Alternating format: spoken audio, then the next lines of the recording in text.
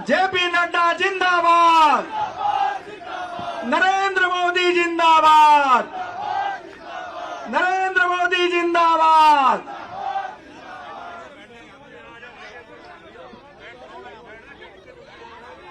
आज के इस चुनावी सभा में यहाँ उपस्थित हम सबके बीच में बहुत ही लोकप्रिय प्रत्याशी आदरणीय बहन श्रीमती सविता कपूर जी, हमारे इस चुनाव में यहाँ सभा में उपस्थित हमारे महापौर श्री सुनील उनियाल जी, हमारे चुनाव के संयोजक उदय सिंह जी, सह संयोजक हरीश कोहली जी, महानगर के अध्यक्ष श्री सीताराम जी, हमारे कृष्ण कुमार सिंगल जी, बबलू बंसल जी, विजेंद्र जी, नुपुर शर्मा जी, राष्ट्रीय प्रवक्ता राजीव जेटली जी, विनय रोटोला जी, आदित्य चौहान जी, विनय गौतम जी, रत्ना सिंह जी, यहाँ सम्मानित मंच और इतने हर्षोल्लास के साथ, जोश के साथ, इतनी ठंड में गर्म जोशी के साथ उपस्थित देवियों और सज्जनों, मीडिया के मेरे साथी, प्रिंट मीडिया और इलेक्ट्रॉनिक मीडिया के मेरे साथी, आज के इस चुनावी सभा में मुझे आने का सौभाग्य मिला है। मैं कपूर साहब के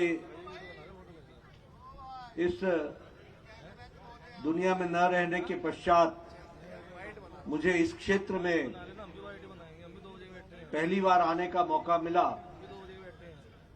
मुझे वो याद भी आ रहे थे क्योंकि उनके साथ मेरा संबंध दशकों का संबंध था। ऐसे हमारे कपूर साहब, जिनको मुझे याद है कि कई चुनाव में मुझे उनके साथ काम करने का मौका मिला और उनके चुनाव में मुझे यहां जुड़ने का मौका मिला। पिछली बार चुनाव प्रभारी था मैं, तब भी उनके लिए चुनाव में आया था, तो मुझे उनकी यादें तरोताजा हो रही थी।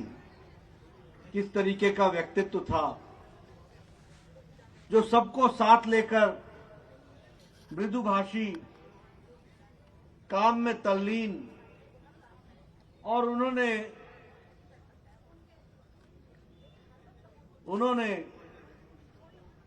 एक नई दृष्टि देते हुए इस इलाके की सेवा की थी। ऐसे हमारे कपूर साहब अब अपने बीच में नहीं हैं, हम उनको याद तो करते हैं, लेकिन सही रूप में उनको श्रद्धांजलि नहीं सिर्फ इस क्षेत्र में चुनाव जिताकर, बल्कि उत्तराखंड में फिर से भारतीय जनता पार्टी की सरकार ला करके हम करते हैं, इस बात का हमको संकल्प लेना चाहिए।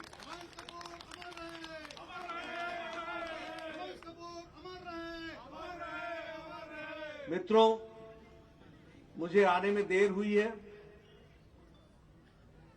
और मैं देरी के लिए क्षमा मांगता हूं। और मुझे ज्यादा दुख इसलिए होता है कि देर मेरे कारण नहीं होती, देर व्यवस्थाओं के कारण होती है। अब आप ये लिखते ही नहीं है कि हेलीपैड से लेकर के यहां तक का डिस्टेंस 25 किलोमीटर है, तो मैं उड़कर तो आता नहीं, आना तो सड़क से ही पड़ेगा। लेकिन फिर भी मैं अपनी गलती मानते हुए आपसे क्षमा मांगता हूं। लेकिन आपका ज्यादा समय नहीं लूंगा, क्योंकि मुझे मालूम है ठंड काफी है और आप लोगों ने अपने पॉकेटों में हाथ डाल लिया है, तो पॉकेट में हाथ डालने के बाद उत्साह आना थोड़ा कठिन भी होता है। लेकिन फिर भी मैं कुछ मूल बातें आपके सामने रखना चाहता हूं। पहली बात तो यह है कि मुझे टपकेश्वर जी के मंदिर, जो प्रसिद्ध मंदिर यहां का है, उसको नमन करते हुए मैं अपनी बात शुरू करना चाहता हूं। यह पुण्य भूमि, यह वीर भूमि जिसने देश में एक अध्यात्म की दुनिया में भी और सुरक्षा में वीरता की दुनिया में भी इसने एक अपना स्थान बनाया है। ऐसे पवित्र स्थान पर मुझे आने का मौका मिला है। आप सबको मैं नमन करता हूं और आपसे आशीर्वाद लेकर के अपनी बात प्रारंभ करता हूं। मित्रों, भारतीय जनता पार्टी को वोट क्यों देना, इसके बारे में हमको स्पष्टता होनी चाहिए। ये ठीक है कि सविता जी को हम विधानसभा में भेजेंगे, लेकिन सविता जी को विधायक बनाना यही हमारा उद्देश्य है क्या? हमारा उद्देश्य सविता जी को भेज करके उत्तराखंड में मोदी जी ने जो विकास की गंगा बहाई है, जिसको पुष्कर सिंह धामी बढ़ा रहे हैं, उसको मजबूती प्रदान करना है। यह हमारा उद्देश्य होना चाहिए। और मैं जब भी जाता हूं तो मैं देखता हूं सब लोग अपने इलाके में मैंने क्या किया इसकी चर्चा करते हैं। यह भारतीय जनता पार्टी का ही नेता या कार्यकर्ता होता है जो अपनी रिपोर्ट कार्ड लेकर के डंके की चोट पर जनता के बीच में जाके कहता है कि ये मैंने कहा था, ये मैंने किया है। इस तरीके की ताकत हम देते हैं।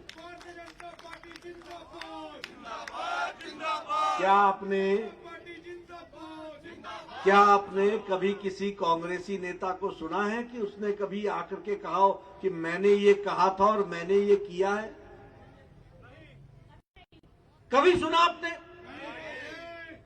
ये सिर्फ इलाके को इलाके से लड़ाते हैं, भाई को भाई से लड़ाते हैं, मोहल्ले को मोहल्ले से लड़ाते हैं और समाज को बांट करके, जाति में, धर्म में बांट करके वोट लेने का काम करते हैं। ये विकास का काम नहीं करते।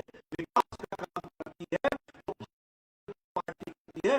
विकास को करती है तो नरेंद्र मोदी देते हैं, उसको अमली जामा पहनाते हैं तो पुष्कर सिंह धामी पहनाते हैं। आप देखिए, हमारे स्कीम्स को उठा करके देखिए।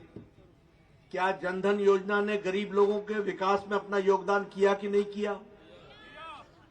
क्या हमारे यहां अगर हम देखें तो क्या स्वच्छता अभियान ने गरीब लोगों को इज्जत घर देने का काम किया कि नहीं किया? कभी किसी ने सोचा था? कभी किसी ने सोचा था कि महिलाओं को अपने दैनिक नित्य क्रम के लिए खुले खेतों में जाना पड़ता है, बाहर जाना पड़ता है? और आपको मालूम है इनकी संख्या क्या थी?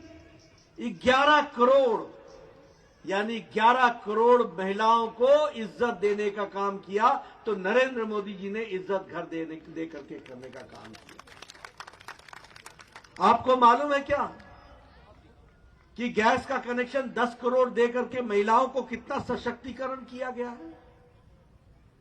कभी वो कंडा बनाती थी, कभी वो लकड़ी काट के लाती थी तो चूल्हा जलाती थी,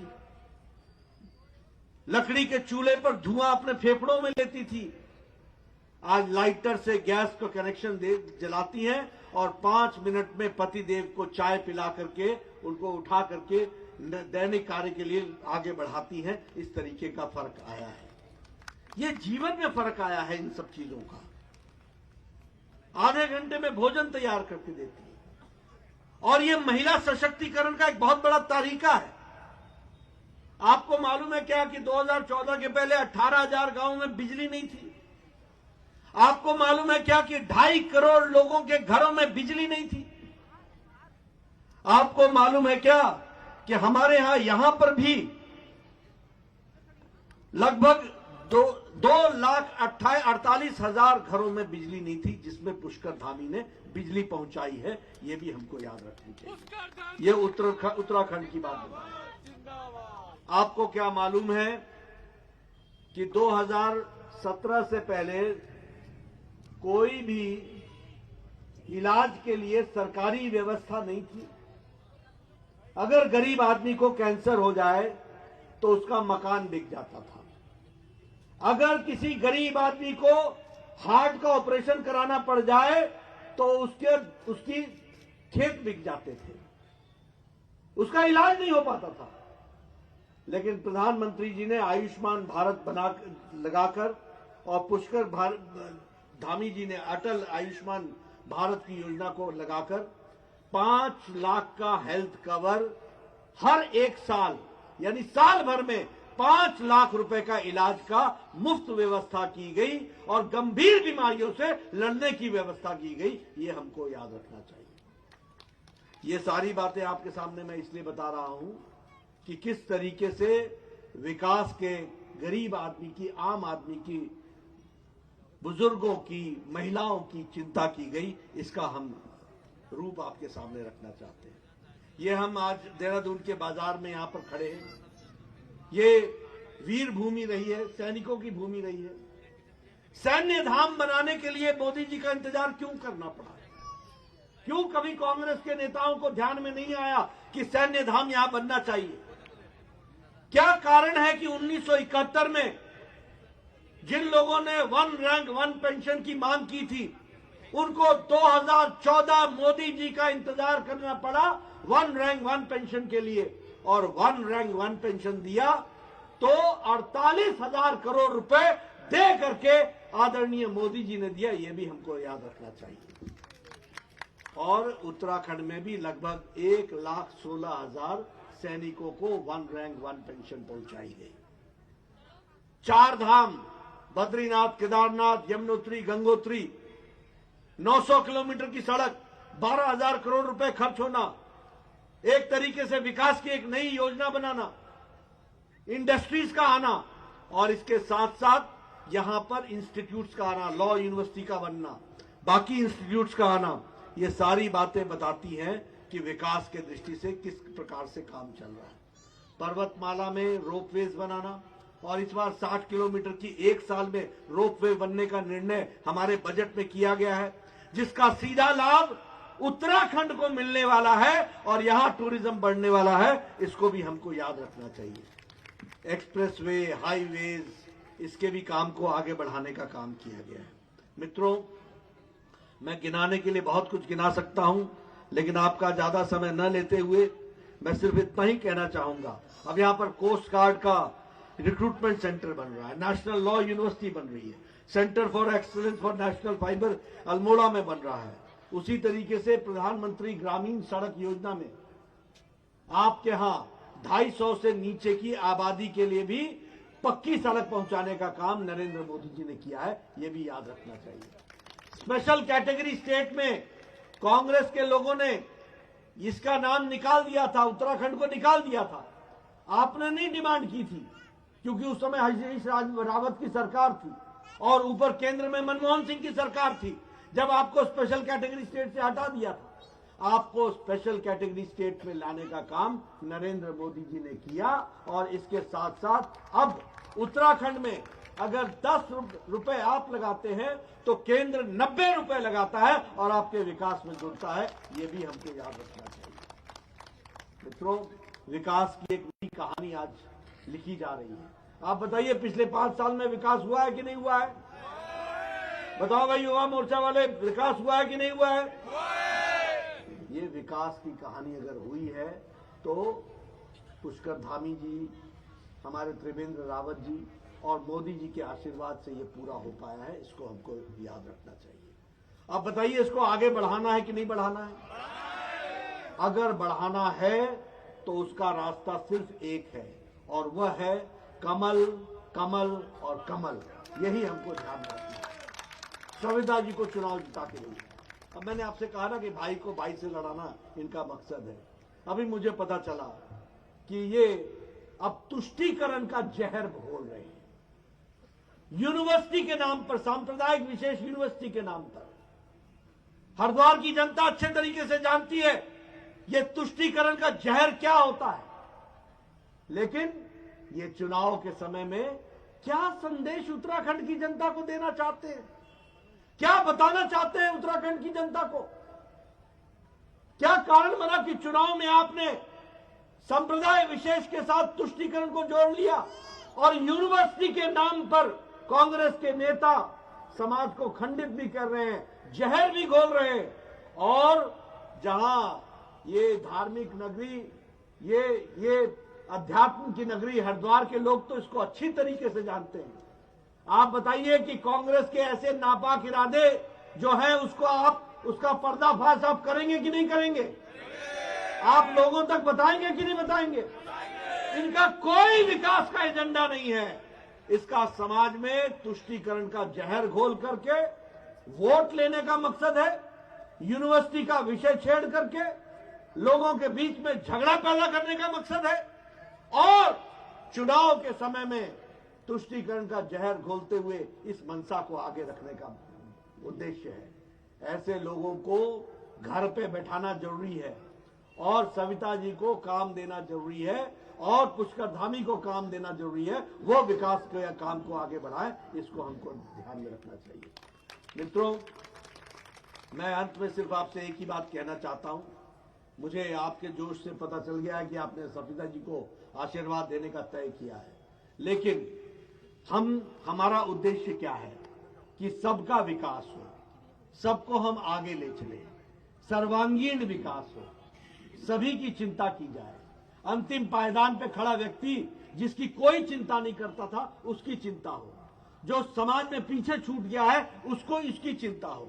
जो हमारी महिला शक्ति है, जिसके बारे में कभी किसी ने चिंता नहीं की, उसको मुख्य धारा में लाना हमारा काम है।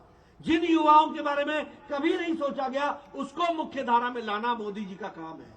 और विकास के एक नए आयाम में, एक नए सपने को पूरा करने का हमारा उद्देश्य है। उत्तराखंड, प्रधानमंत्री जी ने कहा है कि ये अगले दशक का उत्तराखंड है, यानी अगला दशक उत्तराखंड का दशक है। इस बात को हमको याद रखना है। और इसलिए मैं आपसे ये कहने आया हूं, आप सब लोग बड़े जागरूक नागरिक हैं, समाज के हर वर्ग से आप जुड़े हुए हैं। यहां बैठे जितने लोग हैं, ये एक एक अपने व्यक्ति अपने आप में समाज में दृष्टि और दिशा देने की ताकत रखता है। इसलिए मैं आपसे निवेदन करने आया हूं कि आप पूरी ताकत लगा करके भारतीय जनता पार्टी के लिए घर घर में जाइए, संदेश दीजिए, उनको बताइए कि आपका सेवक, प्रधान सेवक नरेंद्र मोदी जी आपकी सेवा में तत्पर हैं, लगे हैं। पुष्कर सिंह धामी उसको नीचे जमीन पर उतार रहे हैं। सविता जी यहां पर घर घर में उसको आगे बढ़ाएंगी और उसके साथ हमको बढ़ना हमारी आवश्यकता होगी। आप मेरी बात को जरूर सुन करके आगे बढ़ेंगे। इन्हीं शब्दों के साथ बहुत बहुत धन्यवाद।